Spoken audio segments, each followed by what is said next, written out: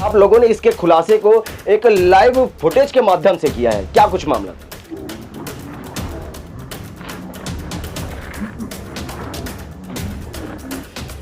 भैया, जैसे आपने बोला कि श्रेय किसको देना चाहिए, तो श्रेय आपके चैनल और आपके जैसे सभी मीडिया साथियों को देना चाहिए। आपने ध्यान आकर्षण किया था कि आबकारी विभाग द्वारा कोचियाबंदी को कैसे बढ़ावा दिया जा रहा है। पूरे प्रदेश में विभिन्न जगह पर ज्ञापन दिया जा रहा है। उस तारतम्य में आज यहाँ पर बढ़ते अपराध और नशे पर कार्रवाई हुआ है। तो आबकारी विभाग बनता है और इस विभाग की भी जिम्मेदारी बनती है कि उन अवैध गतिविधियों पर रोक लगाने के लिए उनके ऊपर आबकारी विभाग के द्वारा कार्रवाई करने के लिए, लेकिन पुलिस वहां पर सामने आती है।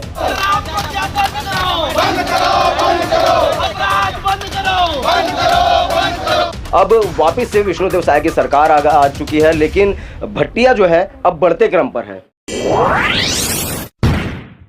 आबकारी के खिलाफ पहले भी हमने अपने खबरों के माध्यम से सब लोगों को दिखाया था और बताया था कि आबकारी एक्ट के तहत में आबकारी विभाग का पर्दाफाश पार्ट 1, पर्दाफाश पार्ट 2, पर्दाफाश पार्ट 3, आबकारी विभाग के उस पर्दाफाश का हमने खुलासा किया था और सारा वो तमाम चीज़ें भी दिखाया था कि आबकारी विभाग के अंदर में क्या कुछ खेल चल रहा है। शराब की दरें जो हैं वो कोचियाओं को बढ़ करके क्यों मिल रही है, कोचियाओं से विभाग कैसे पैसे कमा पा रहे हैं। अब इसके बाद आज जिला कार्यालय, जिला मुख्यालय पहुंचे हुए हैं। यहाँ कांग्रेस, युवा कांग्रेस के द्वारा आईना लेकर के आया गया है और पुलिस प्रशासन को आईना दिखाने का काम कर रहा है। आखिरकार पुलिस सोई क्यों है, जागने का एक श्रेय किसको दिया जाना चाहिए, या तो फिर ये कहा जाए कि अपराध में कोई तंज कसने के लिए नहीं है। अभी हमारे साथ युवा कांग्रेस की पूरी टीम तमाम यहाँ पर मौजूद है और नारेबाजी करते हुए यहाँ तक के पहुंचे हुए। नारेबाजी करने के बाद आबकारी का ही मामला हो, चाहे सट्टे जुए का हो, चाहे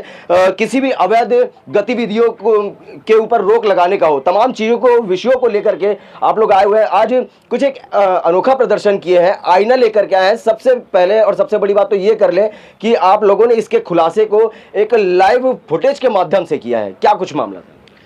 भैया, जैसे आपने बोला कि श्रेय किसको देना चाहिए, तो श्रेय आपके चैनल और आपके जैसे सभी मीडिया साथियों को देना चाहिए। आपने ध्यान आकर्षण किया था कि आबकारी विभाग द्वारा कोचियाबंदी को कैसे बढ़ावा दिया जा रहा है। हमने भी इस चीज़ पर जानकारी प्राप्त की। सूत्रों से प्राप्त जानकारी के अनुसार पेटी के पीछे पैसा बांधा गया है। आबकारी विभाग पेटी के पीछे 200 रुपये लेकर, जो जानकारी प्राप्त है, 200 रुपये लेकर पेटी उपलब्ध करा रही कोचियों को और उस कोचियों के थ्रू हर गली और हर मोहल्ले में अवैध रूप से शराब बिक्री हो रही है।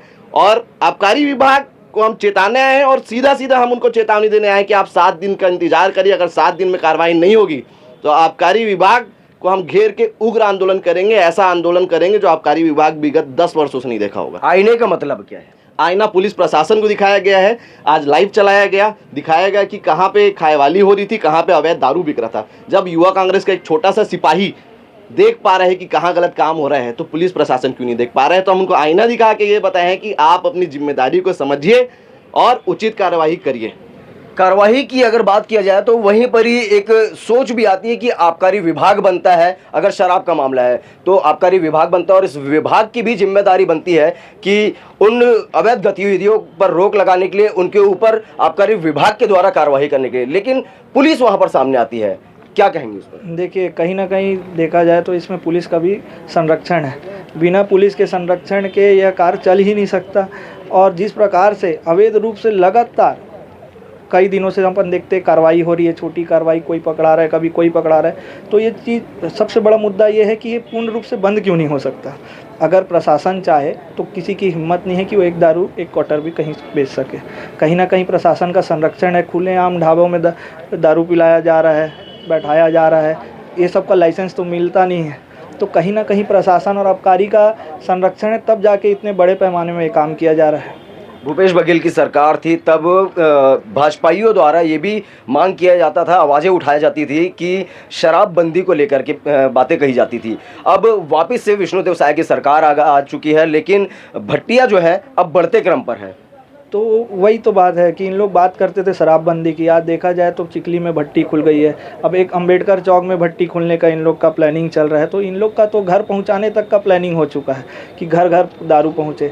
तो इन लोग कुल मिला के दारू वालों को इतना संरक्षण दे के रखे हैं, इतना मतलब उनका इनकम को सोच के रखे हैं। ये कहीं ना कहीं उन लोग के पास पैसा पहुँच रहा है तभी ये चीज़ें हो रही है, नहीं तो ये चीज़ें नहीं हो सकती थी।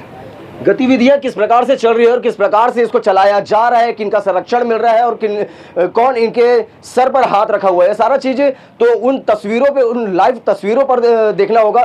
मगर सोचने का विषय ये है कि इतनी सारी गतिविधियां चलने के बावजूद भी आज तक की कार्रवाई उन पर नहीं की जाती और कार्रवाई जो होती है वो केवल नाम मात्र दिखावे के तौर पर। आगे इस पर प्रशासनिक अमला का क्या कहना रहता है, क्या उनके बयान रहते हैं, सारी चीजें हम आपको अन्य तस्वीरों के माध्यम से दिखाएंगे। URY न्यूज के साथ सौरभ ताम्रकार, राजनांदगांव। युवा कांग्रेस के द्वारा जो है वो पूरे प्रदेश में विभिन्न जगह पर ज्ञापन दिया जा रहा है। उस तारतम्य में आज यहाँ पर बढ़ते अपराध और नशे पर कार्रवाई हो, ऐसा उनका कहना था। तो उस संदर्भ में उनको अवगत कराया गया है कि लगातार अपराध हो या नशा, उस पर पुलिस की कार्रवाई लगातार जारी है, चाहे किसी प्रकार का नशा हो, चाहे कोई भी इसमें शामिल हो। सर लाइव वीडियो भी उनके पास है और 7 दिन की मोहलत भी आपसे मांगी है। और इसमें उससे जानकारी ली जा रही है। लगातार कार्रवाई पुलिस करते रहती है। अगर उनके भी संज्ञान में है तो पुलिस को जरूर जानकारी दें, उस पर कार्रवाई की जाएगी।